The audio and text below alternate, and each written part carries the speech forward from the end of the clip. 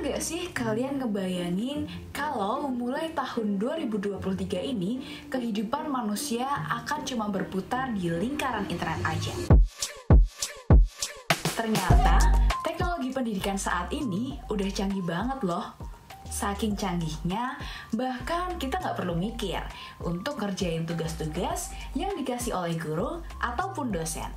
Kenalin nih, ChatGPT. ChatGPT.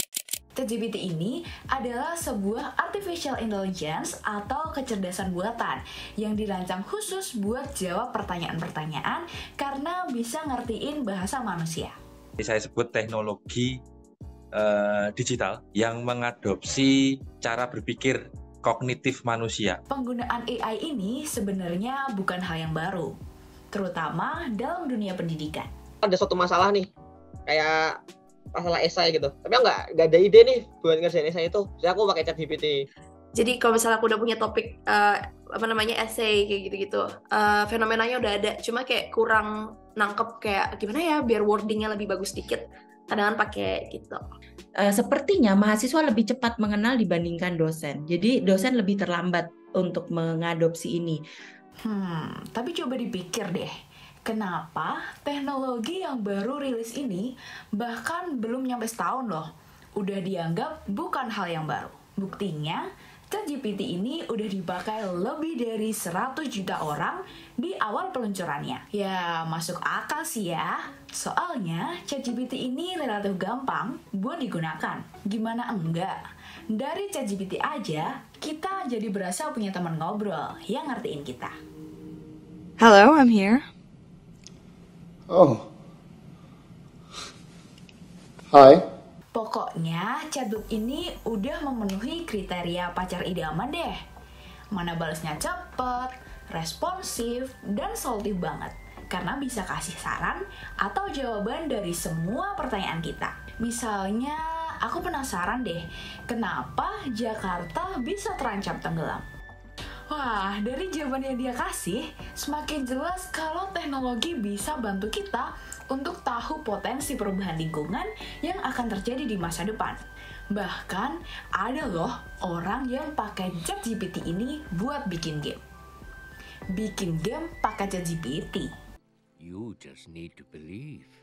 Dengan demikian, penggunaan ChatGPT ini juga mungkin untuk dimaksimalkan di bidang pendidikan, terutama buat mahasiswa kayak aku gini. Ya, hitung-hitung buat nyelesain tugas, nyusun makalah, atau sampai ngelandskripsi. Kalau bisa sih ya. Dosen tuh nggak senang, dosen tuh nggak suka, karena in a way it's a plagiarism. Beberapa mata kuliah, khususnya mata kuliah hitungan tuh, itu biasanya dilarang juga. Meskipun benefitnya udah kelihatan dan bisa dirasain, ChatGPT ini hitungannya masih dalam tahap awal pengembangan. Yang ditakutkan adalah karena mahasiswa ini masih muda, dengan ketika beban belajar yang tinggi, mereka akan cenderung memilih tinggal copy paste saja. Kehadiran GPT ini kemudian membuat saya, kemungkinan sepertinya kita akan kembali ke ujian lisan. Seperti yang udah coba aku jelaskan, teknologi AI ini, khususnya ChatGPT, bisa dianggap sebagai pedang bermata dua. Satu sisi dia juga positif, tapi di sisi lain juga negatif, tergantung cara menggunakannya. Teknologi buat kita males. Karena kreativitas itu kan jatuhnya dari diri sendiri. Dan selama kita menggunakannya dengan etis, itu sebenarnya nggak masalah. Dia punya peluang untuk menjadi sarana manusia dalam mengasah critical thinking-nya. Misalnya, ketika menentukan keyword yang cocok kalau mau riset sesuatu. Namun, sama halnya seperti teknologi yang sudah ada sebelumnya, penggunaan AI yang berlebihan tentu punya risikonya sendiri. Tapi balik lagi, manusia itu culas. Manusia pasti akan menemukan celah-celah itulah. Gimana untuk nge-tweak something yang niatnya bagus, jadi bisa nanti dipakai buat yang lain.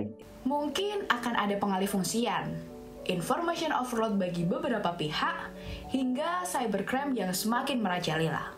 Pengembangan teknologi itu akan terus terjadi. Kita sebagai manusia harus membuktikan bahwa kita selalu relevan dengan terus belajar dan memanfaatkannya dengan baik. Selalu ingat ya, apa yang berlebihan itu nggak akan berdampak baik bagi jangka panjang.